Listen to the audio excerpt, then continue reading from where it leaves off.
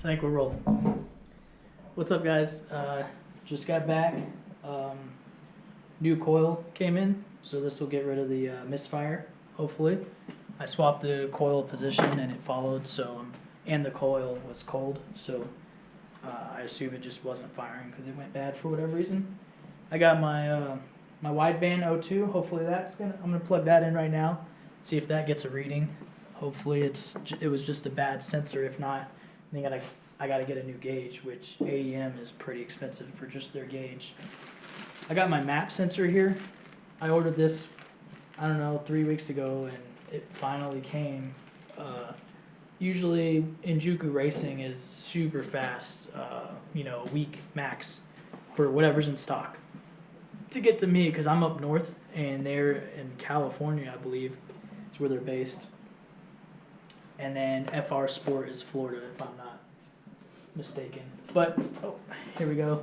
Got my new Apexy boost control kit. So, I'm going to show you how to replace the coil pack. rb25. Super simple. Anyone watching it, well, I don't know. I don't think any car guys are actually watching my stuff. Anyway, so you could either have clamps or needle nose, these old style clamps. Like they have these where you need a flathead or whatever.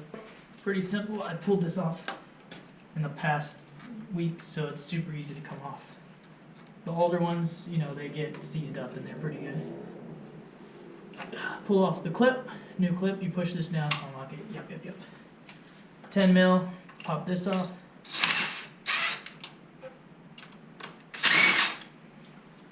Okay, 2 mil or 2 10 mil bolts, and then it just pulls right out. So this is probably the bad one. There's no way I can really tell just visually. It's it's rusted, but this is from Japan, and it was sitting on a freight for who knows how long. Then this one just goes on, and this goes to your spark plug. So you just pop that in there, spark plug's in there looking happy. Oh man, that sits so much better than the other ones do. Maybe I'll have to get new ones, all new ones. But then at that point, I'll just upgrade to like LS, or actually I heard the R35 coils are really good if you want to make power. So I'll probably do R35. I believe they're direct bolt-in.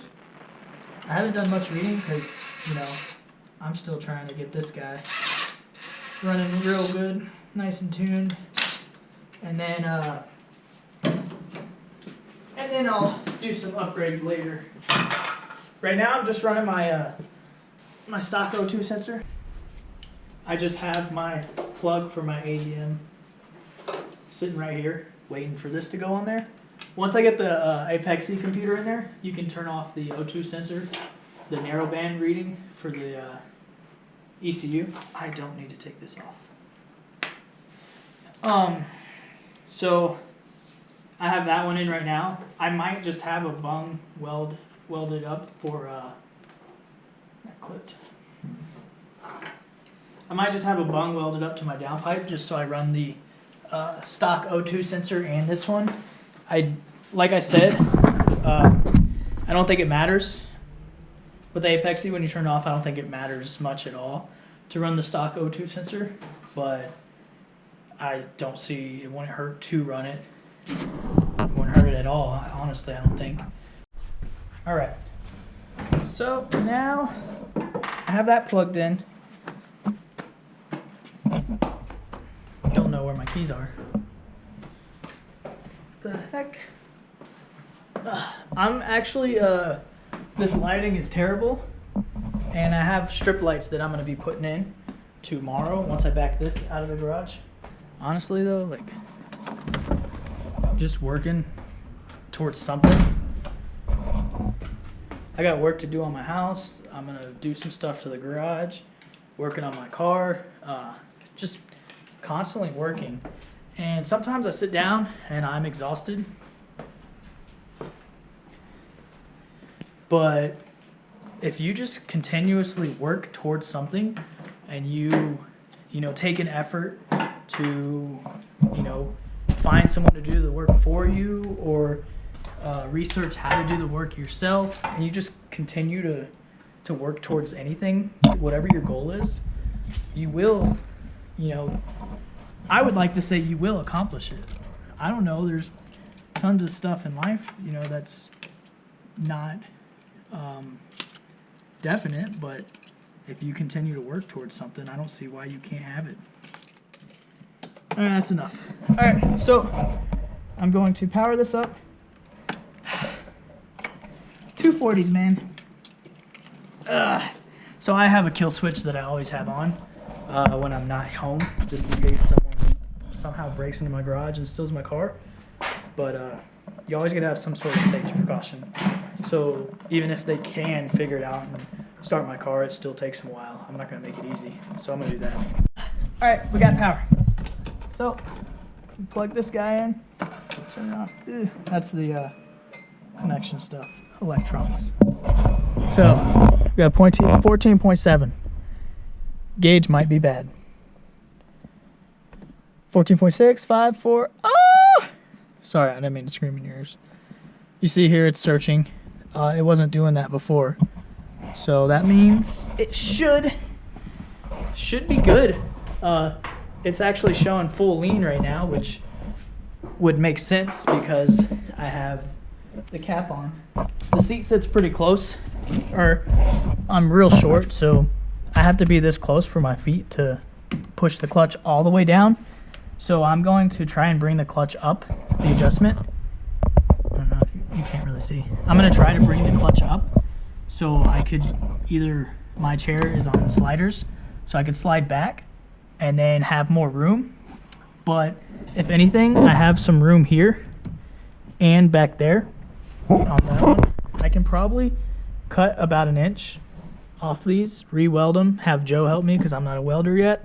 I'm thinking about buying one to practice, and I think seat brackets is not the one you want to practice, because if you crash and you don't weld it right, you know, that could be your life on the line. And I'm getting old and I got kids, so that kind of stuff becomes important when you get older. So I'm going to cut that if I have to, and it'll bring it back, kind of recline it a little bit. So then I'll have, you know, I'll be sitting more relaxed instead of like up here, and my arms are real close to the steering wheel. I'm just, you know, being short in a 240 is kind of awkward, which sounds dumb in the first place, because being tall in a 240 is kind of awkward because your head, you know, I've seen people take out the sun visor and stuff just so their helmet could fit when they're driving, like take off the headliner and everything. Or this one dude, he actually had the sunroof open all the time when he had his helmet, and he had to drive like this a little so his head would stick out. But I'll show you in here real quick. So, you know, I'm here, I got my steering wheel there, but you get it. Like, it's close right here, so when I'm driving, you know, it's all weird. But, like, to push the clutch all the way in, my leg's fully extended. And the other part is, when I'm shifting here, I don't know if you can see very well, but my arm is as far back as it'll go in this chair. And when I shift to reverse, you know, or second's pretty important when drifting, fourth. But as I go further out, it becomes a little more hard because my arm's coming in. With second, my arm's going almost straight back. And with my transmission, I'm using the KA transmission with the RB. And sure it's neutral. And it sits back. I don't know if you can tell. It sits back about maybe 2 inches or so. But with the throw and everything, it actually makes it pretty noticeable. So I'm going to try and adjust the clutch pedal up so I can, you know, these sliders work, but they're a little rough. So I could sit back further, and because right here, I'm fine. Like, I got full, you can hear my throttle cable hitting all the way. I have full control right here. It's just the clutch pedal is too far. And that would be super comfortable here. Like my steering wheel, you know, it's still a little close, not too bad. And then shifting this would be, I mean, this is pretty nice. That's super comfortable. So I'll adjust that tomorrow. Power FC. So if you have the Apex C, Power FC, oh, there we go. Pretty parts. These are awesome. I like them. A lot of people will prefer like a Link G4 ECU standalone. There's a few other standalones. Haltech's really good. But I believe those standalones are amazing if you're going to be building something with a lot of power and it needs to be very, very precise. You know, I would say 500-600 plus horsepower and all the way up to 2,000 horsepower. Those ECUs are amazing, and we won't claim that they're not, but it's just a little bit more expensive than what I need. And even though with the price it's not much more expensive, but I would say this is pretty user friendly. It's plug and play. It's Japanese JDM, which is super fucking cool to me. So I would recommend it to anybody with a RB or even an SR, anybody who wants to make pretty good power and be able to monitor it on their handheld data displayer, or get the data log it. You can hook it up to your computer, and your tuner can use it. It's like pretty much all the other software. They're pretty much pretty similar. But this is my Apexi ECU. You guys seen it. It's pretty much brand new. I took it out once, plugged it in a couple times trying to figure shit out, but I found out it's a DJetro, which takes your map sensor and it turns it into a map, which is arguably more accurate. I saw some people say it wasn't, but to me, I would think it is. It takes manifold pressure and an intake air temperature sensor, which calculates for speed density, and it does its magic. I'm not, all knowing, but I do a little bit of research. So this is a boost control kit. We'll talk about this. It comes with your vacuum lines that you need for it. It's electronic boost control, and it actually plugs directly into right here. So you got this 5-pin here, and it plugs directly into the Apexi ECU, and then you tell it, you go in there and you tell it, oh, I'm running the boost control kit, and then it actually comes, I didn't read the description and what it came with and everything. I should have. It's a $400 kit, but it actually comes with the map sensor and the harness for this map sensor. I ordered just the map sensor from Injuku, and the map sensor alone, if I remember correctly, was $192 shipped to the door, so probably about $175 or so. So just the sensor is $175. You get this whole kit, and the sensor comes with it, and the harness for, I believe it was around $400, which is pretty pricey, but it's not too bad. I want it, running. I want to actually put it on the dyno and up the boost a little instead of just running stock ECU. So I want to try to get a little bit of power out of, a stock Neo rb25. So this plugs into the solenoid for the boost controller, and then you tap these into the map sensor. It's a very weird way that it controls this. I haven't researched exactly how it does it, but I'm assuming, before we talk more, it comes with tons of little T's. It has a filter here, and then a bunch of clamps, zip ties, and a mounting bracket for the map sensor. So it comes with some pretty good stuff that, you can actually make it look pretty clean. And then here is the solenoid. Let's try to get this out without breaking it. So it's kind of cool. The pictures always make it look bigger, but it's actually pretty small. And it just has 2 ports here, and then electric solenoid, or whatever this guy is. I assume it's some sort of motor or whatever. And this plugs right into this harness here, which taps into the map sensor. And then the sensor plugs into the ECU. So I'm assuming that the map sensor, it reads manifold pressure, so it can tell you vacuum, boost, whatever you're in. And then you set, let's say you want, 12 pounds of boost, right? You go on your computer, your data log, your handheld controller, and you're just like, oh, 12 pounds. I'm assuming I haven't went in there and tuned it yet, but you just set it to 12 pounds. So this will hold boost pressure until it sees 12 pounds, and then it'll send the 12 pounds to the wastegate, which then will open up, allowing the excess pressure to be released instead of it keep building boost, and then you go lean and blow your motor.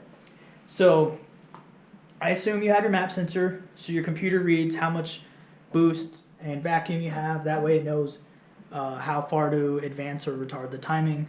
And then it sends a signal to the boost controller the same way it has the signal coming from the map sensor. I don't know. It's very wild. I wish I read more about it so I could grasp it, but it's very awesome. I like how it's just kind of like tapping this wire into that wire instead of making a second port for it and having its own function. It's wild. I think it's awesome, like that a company can do something like, so I would say back of the woods style, like, back in the 90s when people were running single or SAFCs or whatever it's called, and that basically tricked the stock computer, and you can adjust your fuel pressure and stuff like that, I believe, and without getting a full standalone. So that's basically kind of like how this is, but people are still using these today, which is awesome. I love it. What else was I going to talk about? That's about it. So I think I'm going to make a video of me hooking up the boost controller and the map sensor and the IAT, which I'm waiting for that to come in, and basically make a video showing you how to go from a MAF sensor, a mass airflow sensor, to a MAP sensor, manifold ambient. I don't know what MAP stands for. It's manifold pressure. I don't know what the A is, but so I'll just run you guys through how to do it, and I'll show you some, maybe some time-lapse videos, because it's going to be a decent amount of work, but not too much. But I'm going to go ahead and install this coil pack here. It's just 2 bolts and a plug, and then you put it in there. Very simple. And then I'm going to plug in my O2 and see what the reading is on my gauge. So hopefully that works. I'm still waiting on a couple more parts. So it's almost done. We're getting there. I'm kind of to a point, like, I don't know if I want to still make videos or not, because I don't know, man. I watch them afterwards, and I'm just like, they're not that interesting. The one with me and Joe was pretty cool, so maybe I'll try to stick to more videos with friends where, we help each other out and stuff like that, because that's always fun regardless, and it's fun to watch it and have a memory of that day or whatever. But I definitely think the how-to video on how to do it would be kind of interesting, because you guys can kind of see what I'm doing, but also if there's other people who just want, like me, I'm a visual learner, so like he probably, someone probably knows how it works and everything, but they want to know, like, hey, where's a good location to install this, or how do you tap in and all that stuff. There's a diagram online, but like someone might want to see it actually be accomplished in front of them. So I think that might be good. And then I definitely am probably going to make more videos when I'm actually driving it more often, and we do cruises with the guys. There's, we got Joe has a 280Z, I believe. He's got the L28. No, it's a 260Z with the L28 in it. It's a Frankenstein. He's got like a different head, a different block, all from the L series, and then he's using a Z31 harness, and he's gonna get it to work. He's having a few issues on running rich, but I think we'll figure it out. He's gonna, change the map sensor and the harness, and he's done ample amount of troubleshooting. So we're hoping that he gets it running. Kyle has his 280 with the LS in it that's running. Our other buddy, I can't remember all our names because we're all pretty new and we're in the group chat, but he just painted his 260 or 280. They all have, for the most part, they have a Z 260 or 280. I don't think anyone has a 240Z. And then we have a Pulsar NX, which is pretty rare, and then a couple other cars I can't think of off the top of my head. Thank you guys for who's watching. I appreciate it.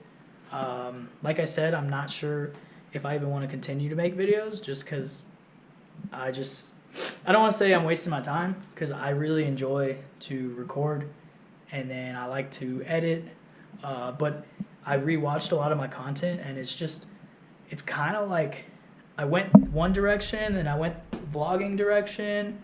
I did a cinematic, which I didn't have, the best camera at all, so it was choppy and whatever, but I don't really know what I want to do with this YouTube channel yet, but I enjoy editing and recording videos. So we'll see where this leads. Hopefully I can make things that you enjoy, and I also want to make things I enjoy, because like I said, I went back and watched a bunch of my videos, and I enjoyed most of it, but some of the videos just honestly were trash. So we'll see where this goes. Thank you for watching. Leave comments on what you think I should do. Like, I love criticism, constructive, deconstructive, whatever. Just shoot me some stuff. Whatever you think, whatever you want. If you like what you're seeing now, let me know that. But thank you for watching.